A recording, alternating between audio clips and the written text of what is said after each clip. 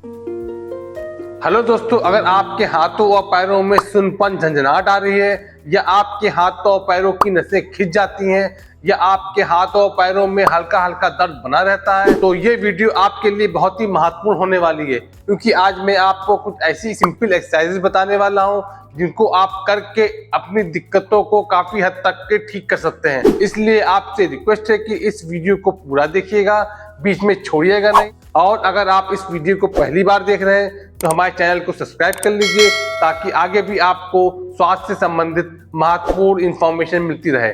मैं डॉक्टर महमूद अहमद, लखनऊ। एक चीज मैं आपको बता दूं कि जिस क्रम में मैं आपको एक्सरसाइज बताऊंगा आपको उसी क्रम में एक्सरसाइज करनी है, क्योंकि ज्यादातर लोग ये गलती करते हैं कि पहले वो बड़े जॉइंट पे एक्सरसाइज करते हैं फिर छोटे जॉइंट पे एक्सरसाइज करते हैं, जो ये क्रम गलत होता है। आपको जब भी एक्सरसाइज करनी है पहले छोटे जॉइंट की एक्सरसाइज करनी है और उसके बाद आपको बड़े जॉइंट की एक्सरसाइज करनी है। चलिए बिना समय बर्बाद करते हुए आपको हम एक्सरसाइज के बारे में बताते हैं। ये जो आपके हाथ पैरों में सुनपन झंझनाहट या नसें खिंचती है, खासकर बुजुर्ग लोगों को ये दिक्कत बहुत ही ज्यादा देखने को मिलती है, क्योंकि उनकी उम्र काफी ज्यादा हो जाती है, जिसकी वजह से उनकी शरीर की प्रतिरोधक क्षमता कमजोर होने लगती है।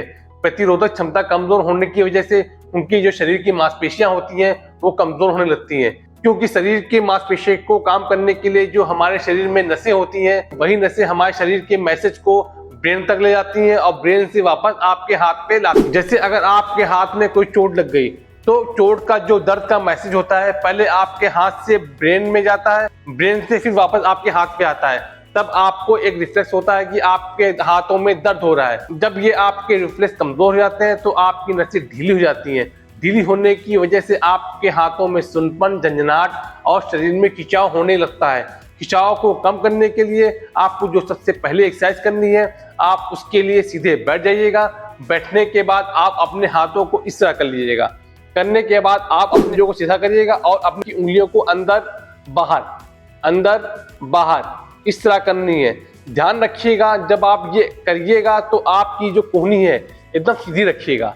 इस एक्सरसाइज के आपको 15 से 20 रिपीटेशंस करने हैं। इसके बाद आप अपनी मुट्ठियों को पूरा बंद करिएगा और पूरी मुट्ठी को खोलिएगा, फिर बंद करिएगा, फिर खोलिएगा। ध्यान रखिएगा कि आपको इस तरह नहीं करनी है। आपको पूरी तरह से जितनी ताकत से आप मुट्ठी बंद कर सकते हैं उसको बंद करिएगा और पूरी ताकत से जितना खोल सकते हैं उसे खोलिएगा। इस एक्सरसाइज के भी आपको 10 से 15 रिपीटेशन करने हैं। इसके बाद आप रेस्ट कर लीजिएगा, क्योंकि आप जब हाथ इस तरह करते हैं तो आपके कंधों पे काफी खिंचाव आता है और कंधा दर्द होने लगता है, तो आप बीच में 1 से 2 मिनट का ब्रेक ले लीजिएगा। जब आपके कंधे में दर्द खत्म हो जाए उसके बाद फिर आप अपने हाथ को इस तरह कर लीजिएगा।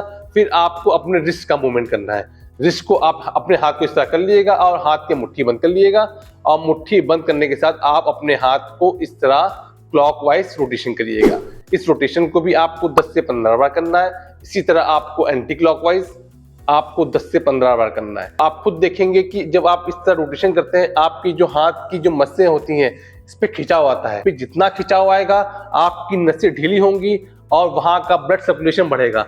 जितना ब्लड सर्कुलेशन बढ़ेगा आपकी नसों में जो खिंचाव आना है वो कम होगा और आपकी नसों में जो ढीलापन है वो टाइट होने लगेगा और आपके ब्रेन में जो कंडक्शन जा रहा है वो जाना शुरू हो जाएगा।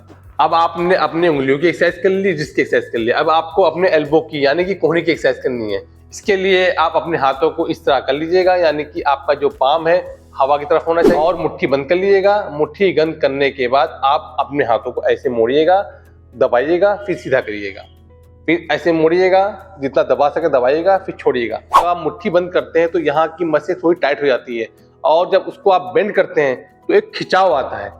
यहाँ पे जितना खिंचाव आएगा, ज्यादातर लोगों की जो आपकी एल्बो की मांसपेशियां होती हैं काफी टाइट होती हैं, तो उसको ढीला करने के लिए एक्सरसाइज बहुत ही इफेक्टिव होती है। इस एक्सरसाइज को भी आपको 10 से 15 बार करनी है। अब आपको अपने शोल्डर की एक्सरसाइज करनी है। शोल्डर की एक्सरसाइज करने के लिए मैं आपको बता दूं कि जब आप अपने कंधे की एक्सरसाइज करते हैं तो ज्यादातर लोगों का कंधा पूरा उठता नहीं है। उनका कंधा ज्यादातर इतना उठता है या इससे ज्यादा नहीं उठता। तो कंधे की मोबिलिटी के लिए आपको एक्सरसाइज करना बहुत जरूरी होता है, क्योंकि हमारी जो शरीर की नसें जाती हैं वो गर्दन से होते हुए आपके पूरे हाथों में जाती हैं। तो अगर आपकी यहाँ की मांसपेशियां टाइट होंगी तो आपकी जो नीचे की मांसपेशियां हैं वो भी उसमें भी अकड़ बनी रहेगी और आपके उसमें झंझनाहट और खिंचाव बना रहेगा। तो आपको अपने कंधे की मांसपेशियों को ढीला करने के लिए कंधे की एक्सरसाइज करना बहुत जरूरी होता है। ज्यादातर आप देखते हैं कि जब आप अपने यहाँ की डेल्टॉइड मसल्स है इसे जब टच करते हैं तो यहाँ पे एक गुठली सी जमी होती है। आप खुद देखते हैं कि आप कहते हैं कि यहाँ पे एक नसें जाम हो गई हैं, वो आपकी नसें नहीं होती हैं, वो आपकी मसल्स होती हैं जो आपस में चिपक जाती हैं। और क्योंकि मसल्स के बीच से ही नसें जा रही होती हैं तो वो भी चिपक जाती हैं, जिसकी वजह से उसका प्रॉपर वे में सर्कुलेशन नहीं होता और आपके हाथों में खिंचाव बना रहता है। ये ज़्यादातर दिक्कत उन लोगों को होती है जिनके शरीर का ब्लड शुगर लेवल बहुत ही ज़्यादा बढ़ा हुआ होता है या उनका कोलेस्ट्रॉल का लेवल बहुत ज़्यादा बढ़ा होता है। इन सब कंडीशन में ये दिक्कत बहुत ही ज़्यादा देखने को मिलती है। चलिए मैं आपको शोल्डर की एक्सरसाइज बताता हूँ। आपको जो सबसे पहले एक्सरसाइज करनी है उसके लिए आप अपने हाथ को इस तरह करिएगा और करने के बाद आप अपने हाथ को जितना पीछे ले जा सकें ले जाइएगा। अब आप देख रहे हैं मैं हाथ को पीछे कर रहा हूँ और अपने चेस्ट को आगे कर रहा हूँ। आप ये जो करेंगे तो आप खुद देखेंगे कि आपकी जो आगे की जो डेल्टॉइड मसल्स है उस पर खिंचाव आता है। अब आपको सीधे बैठे रहना है। बैठने के बाद आप अपने हाथों को इस तरह सीधा कर लीजिएगा। ध्यान रखिएगा कि आपकी जो कोहनी है एकदम सीधी रहनी चाहिए। अगर आप कोहनी इस तरह मुड़ करके एक्सरसाइज करेंगे तो कंधे से पूरा खिंचाव नहीं आएगा और कंधा फुल रेंज में नहीं जाएगा। अपनी कोहनी को सीधा रखिएगा और अपने हाथ को इस तरह मिलाने की कोशिश करिएगा। इस तरह आपको एक्सरसाइज करनी है। ध्यान रखिएगा अपने हाथ को ऊपर ले जाते वक्त आपकी कोहनी बिल्कुल स्ट्रेट रहनी चाहिए। इस एक्सरसाइज को भी आपको 10 से 15 रिपीटेशन करने हैं। इसके बाद आपको जो नेक्स्ट एक्सरसाइज करनी है उसके लिए आप अपने हाथ को इस तरह अपनी शोल्डर पे रख लीजिएगा। शोल्डर पे रखने के बाद फिर आपको इस तरह आपको क्लॉकवाइज रोटेशन करना है। ध्यान रखिएगा आप रोटेशन थोड़ा सा स्ट्रेच करते हुए यानी कि थोड़ा सा खिंचाव देते हुए करिएगा, क्योंकि जब आप इस तरह खिंचाव देके करेंगे तो आपकी जो आगे की ये शोल्डर की नसें होती हैं वो खुलती हैं। अगर आप ढीला ढीला करेंगे तो खिंचाव नहीं आएगा। इस एक्सरसाइज को भी आप क्लॉकवाइज और एंटी क्लॉकवाइज आपको दोनों डायरेक्शन में करना है। इस एक्सरसाइज को भी आप 10 से 15 रिपीटेशन कर सकते हैं। अब आपने अपने उंगलियों की एक्सरसाइज कर ली, रिस्ट की एक्सरसाइज कर ली, एल्बो की एक्सरसाइज कर ली और कंधे की एक्सरसाइज कर ली। अब आपको गर्दन की एक्सरसाइज करनी है, क्योंकि गर्दन की मांसपेशियां भी काफी अकड़ी होती हैं और जो आपकी स्पाइनल कॉर्ड है, स्पाइनल कॉर्ड से ही आपकी नसें पूरे हाथों में जा रही हैं। इसके लिए आप सीधे बैठ जाइएगा। बैठने के बाद आप अपने गर्दन को दाएं साइड जितना ले जा सकें ले जाइएगा।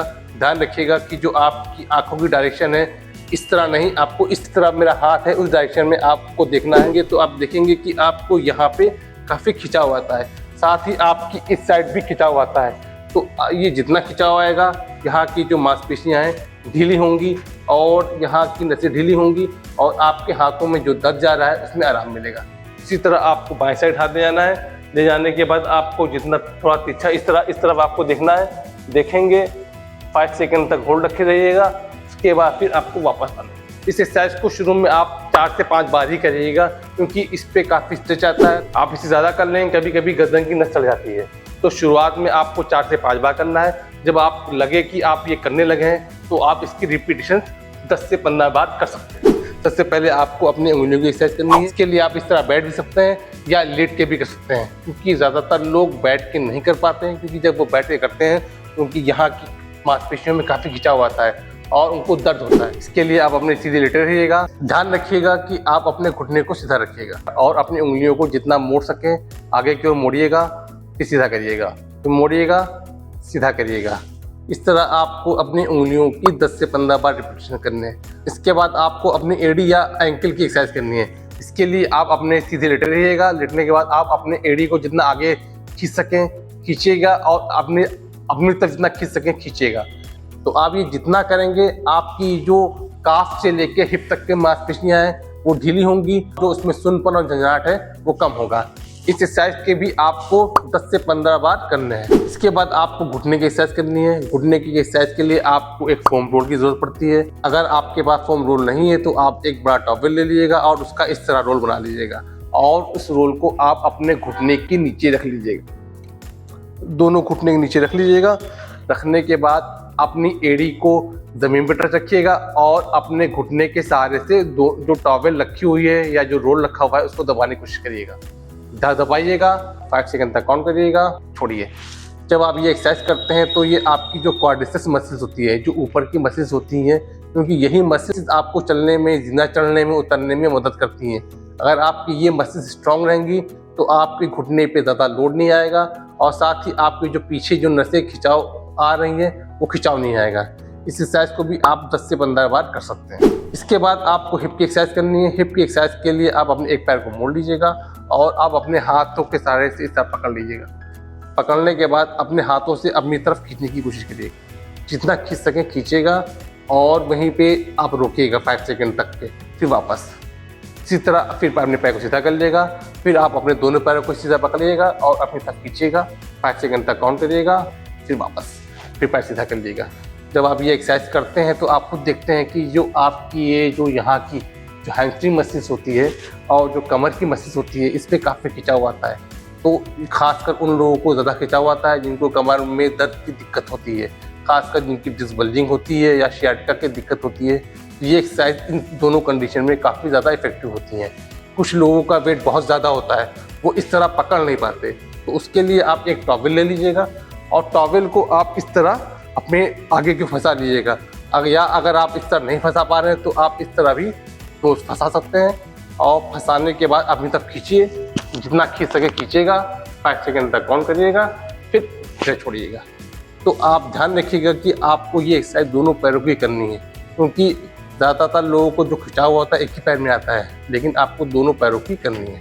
इसके भी आपको 10 से 15 रिपीटेशंस करने हैं। इसके बाद आपको जूनियर एक्सरसाइज करनी है। उसके लिए आप अपने दोनों पैरों को मोड़ लीजिएगा।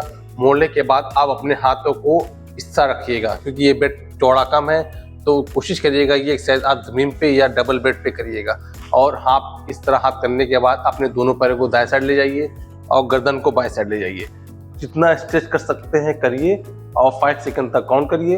इस तरह अपने दोनों पैरों को बाएं साइड ले जाना है और गर्दन को दाएं साइड ले जाना है। फिर आपको 5 सेकंड तक काउंट करना है, फिर वापस। इस एक्सरसाइज को आपको शुरू में ज़्यादा नहीं करना है, आपको 4 से 5 बार करना है। क्योंकि जब आप ये एक्सरसाइज करते हैं तो आपकी पूरी कमर की हड्डी में काफ़ी खिंचाव आता है, तो कभी कभी कुछ लोगों की नसें चढ़ जाती हैं। तो अगर आप ज़्यादा करेंगे तो हो सकता हो आपकी नस चढ़ जाए।